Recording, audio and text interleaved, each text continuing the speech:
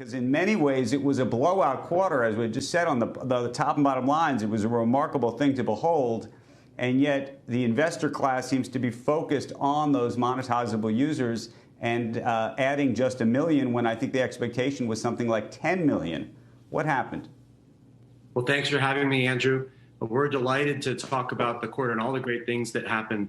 First, remember, we grew our ads revenue 44% sequentially in Q3 because of a much larger audience, 42 million more people using Twitter than we had a year ago, the improvements to our revenue products, the choices we make as we lead the service that makes it easier for advertisers to give us their next dollar, and all the events and product launches that came back in force in Q3.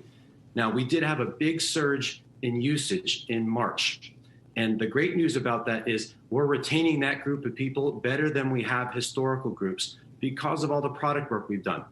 We don't get surges like that all the time. And so the way it's flowed through our monetizable daily active usage, we ended up growing our DAU by 1 million sequentially this quarter, but 42 million year over year. We're really excited about the fourth quarter because whether it's on the advertising side, where this will play out differently than any fourth quarter we've ever seen, or with the U.S. election happening here in the United States, there are great advertiser and engagement and audience opportunities for us as well.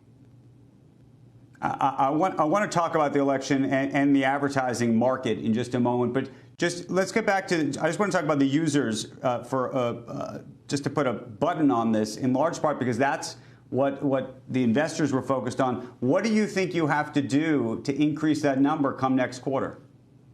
Well, we've done a lot of things to make sure that when people want to find out what's happening in the world and what people are talking about, they will come to Twitter. I'll give you a couple examples.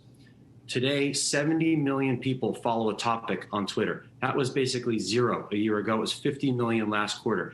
When people follow a topic, whether it's a hashtag for a stock like Twitter or a topic like investing, they let us do the work for them to find the tweets that they'll care about most.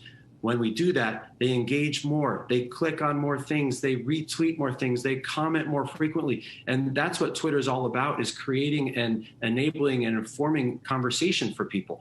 So topics is a great example of this. Second is, you brought up the election. We've done so much work to make sure that we can be a trusted source for conversation and information before, during, and after the election. So this is a great audience opportunity for us right here in the United States, where 20% of our audience and almost half of our revenue is.